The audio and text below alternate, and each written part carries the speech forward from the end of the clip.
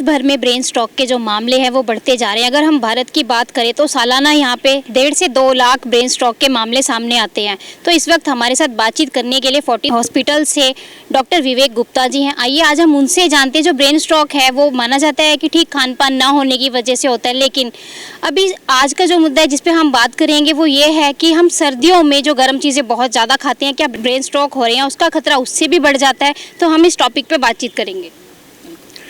Ji, thank you.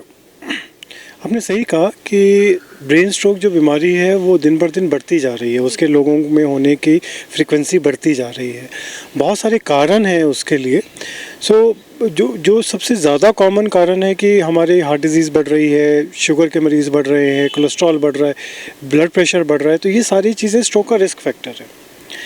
जहाँ तक हम खान पान की बात करें कि जितना भी हम फास्ट फूड बाहर का खाना खाते हैं तो वो डायरेक्टली इनडायरेक्टली हमारे शरीर को नुकसान पहुँचाता है मल्टीपल जगहों पे, और स्ट्रोक का भी एक रिस्क फैक्टर बनता है। जैसा कि अभी हम देख रहे हैं कि सर्दियों में जो ब्रेन स्ट्रोक का खतरा है वो बहुत ज़्यादा बढ़ जाता है, तो क्या इसकी कोई ऐसी भी मुख्य वजह है कि हम सर्दियों में गर्म चीज़ें बहुत ज़्यादा खाते हैं, उससे भी कोई नुकसान होता है?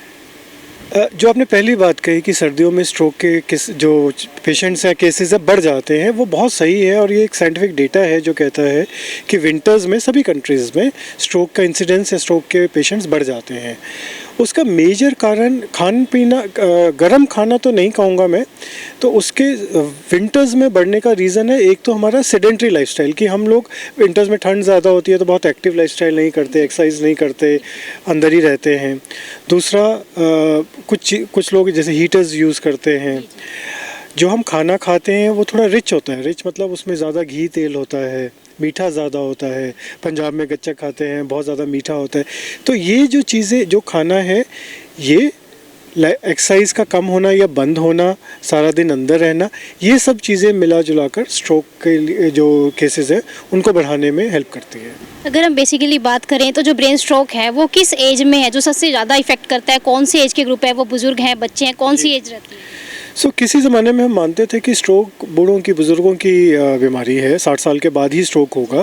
पर अभी पिछले 5 सालों का अगर मैं डेटा अपना देखता हूँ तो अब हमने 20 साल के पेशेंट भी ट्रीट किए हैं स्ट्रोक के, बच्चों में भी स्ट्रोक के मामले हैं। तो आज की डेट में कोई भी एज ग्रुप इम्यून नहीं है, कि कोई भी एज ग्रुप ऐसा नहीं है जिसमें स्ट्रोक नहीं हो सकता।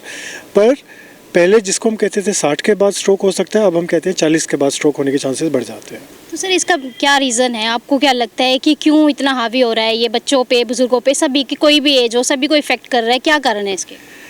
एक्चुअली कारण तो हम सबको दिखते हैं पर हम मानते नहीं। सबसे बड़ा कारण है हमारा चेंजिंग लाइफस्टाइल। आज से 40 साल पहले जो आपके एल्डरली लोग थे, बुज़ुर्ग थे, खेतों में काम करते थे या साइकिल चला के ऑफिस जाते थे, तो एक दिन में जो हम कहते हैं ना 10,000 स्टेप्स चलने चाहिए, तो उनके 20-30 हज़ार तो वैसे ही डे टू डे काम में ही हो जाते थे, उनको कुछ एक्स्ट्रा नहीं करना पड़ता था। आज हम क्या करते हैं, पूरे दिन में अगर आप कैलकुलेट करें तो अगर आप 1000 स्टेप भी शायद नहीं चलेंगे, बिकॉज घर से निकले गाड़ी से उतरे ऑफिस, सारा दिन चेयर पे, शाम को निकले कार्य में भी बाहर गए तो रेस्टोरेंट में, फिर गाड़ी, और रात को घर। तो हमारा फिजिकल एक्टिविटी ज़ीरो है, लेकिन जो हमारा खाना पीना है वो बहुत ज़्यादा घी तेल वाला है। तो एक तरफ तो खाना ख़राब हो गया फास्ट फूड के चक्कर में, दूसरी तरफ हमारा जो normal day to day routine था उसमें एक्सरसाइज ज़ीरो हो गई। तो ये जो 2 फैक्टर है, इसकी वजह, इनके चेंज, लाइफस्टाइल में चेंज होने से स्ट्रोक के केसेस या नंबर बढ़ते चले गए। तो क्या बचाव रखने चाहिए हमें? अगर हम सर्दियों की बात करें तो जैसा आपका मानना ये कि हमें घी तेल या मीठा कम कर देना चाहिए? बिल्कुल। अगर तो आप शुगर के मरीज़ हैं या कोलेस्ट्रॉल ज़्यादा है या हार्ट के मरीज़ हैं, तो इनकी जो खाना पीना है उसमें जो डॉक्टर्स कहते हैं वो तो करना ही है, साथ में ट्रीटमेंट लेना है, उसके साथ मॉनिटर करना ज़रूरी है। ऐसा नहीं कि डॉक्टर ने शुगर की मेडिसिन लिख दी, 6 महीने तक वही ले रहे हैं, उससे नहीं होगा। तो हमें बीच बीच में चेक करवाना है, और अगर वो ठीक नहीं है तो मेडिसिन चेंज करवानी है। जितना भी हो सके तली हुई चीज़ें कम खानी है।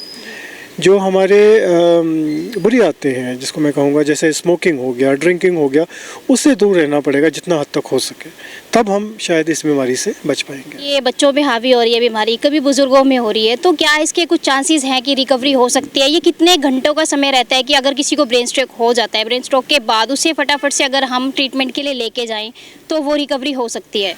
ये एक बहुत अच्छा क्वेश्चन है, बिकॉज बहुत टाइम से हम ये मानते रहे हैं कि अगर किसी को पैरालिसिस हो गया, लकवा हो गया तो कोई इलाज नहीं है, ये परमानेंट है।